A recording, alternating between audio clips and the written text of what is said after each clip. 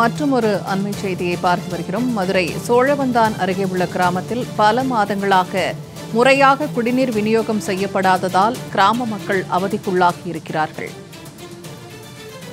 மதுரை சோழவந்தான் அருகே உள்ள அமச்சியாபுரம் கிராமத்தில் குடிநீர் விநியோகம் இல்லாததால் மக்கள் அவதிக்குள்ளாகி இருக்கிறார்கள். அது தொடர்பான செய்தியை அண்மை செய்தியாக தற்போது நாம் பார்த்து வருகிறோம். கூடுதல் தகவல்களை தருகிறார் செய்தியாளர் அக்னீஸ்வரன். அக்னீஸ்வரன், தற்போது குடிநீர் விநியோகம் இல்லாமல் அமச்சியாபுரம் பகுதி மக்கள் கடும் அவதிக்குள்ளாகி இருக்கிறார்கள். அவர்களின் முக்கிய கோரிக்கை என்னவாக இருக்கிறது? பூர்ணிமா, மதுரை மாவட்டம் சோழவந்தான் அருகே கருப்பட்டி ஊராட்சி அமச்சியாபுரம் கிராமத்தில் குடிநீர் பல மாதங்களாக முறையாக வழங்கப்படவில்லை என பொதுமக்கள் புகார் தெரிவித்துள்ளனர். சில மாதங்களுக்கு முன்பு இங்குள்ள குடிநீர் மேல்நிலை நீர்த்தேக்க தொட்டியில் மலம் கலந்திருந்த புகார் தமிழகம் முழுவதும் பெரும் பரபரப்பை ஏற்படுத்தியது.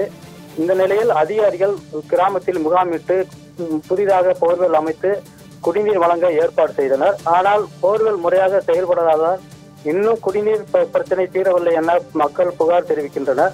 குறிப்பாக தினசரி காலை அரை மணி நேரம் மட்டுமே குடிநீர் வழங்குவதாகவும் சுமார் 300க்கும் மேற்பட்ட வீடுகள் உள்ள நிலையில் அரை மணி நேரம் வழங்கும் குடிநீர் போதிய அளவு இல்லை என புகார் தெரிவிக்கின்றனர். அருகிலேயே அரசு துவக்க பள்ளியும் உள்ளது. இந்த பள்ளிக்கும் முறையாக குடிநீர் வழங்கப்படவில்லை என கூறப்படுகிறது. மேலும் குடிநீர் குழாயில் தண்ணீர் வராததால் பள்ளியில் உள்ள மாணவர்கள் குடிநீர் இல்லாமல் மிகவும் சிரமப்படுவதாகவும் கூறுகின்றனர். தொடர்ச்சியாக அதிகாரிகளிடம் இதுகுறித்து புகார் அளித்தும் எந்த ஒரு நடவடிக்கையும் எடுக்கவில்லை என கூறுகின்றனர். அருகிலேயே வைகை ஆறு ஓடியும் இதுவரை எங்களுக்கு குடிநீர் பிரச்சனை தீரவில்லை.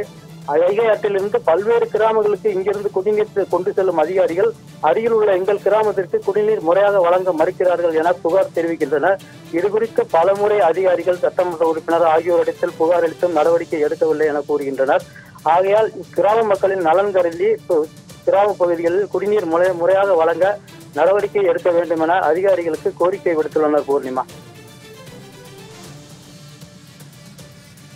தகவல்களை வழங்கியமைக்க நன்றி அக்னீஸ்வரன். துணுண்டா வருது. இதை வச்சு நாங்கள் ஆடு மாடு, நாங்கள் கிராமத்தில் இருக்கோம்.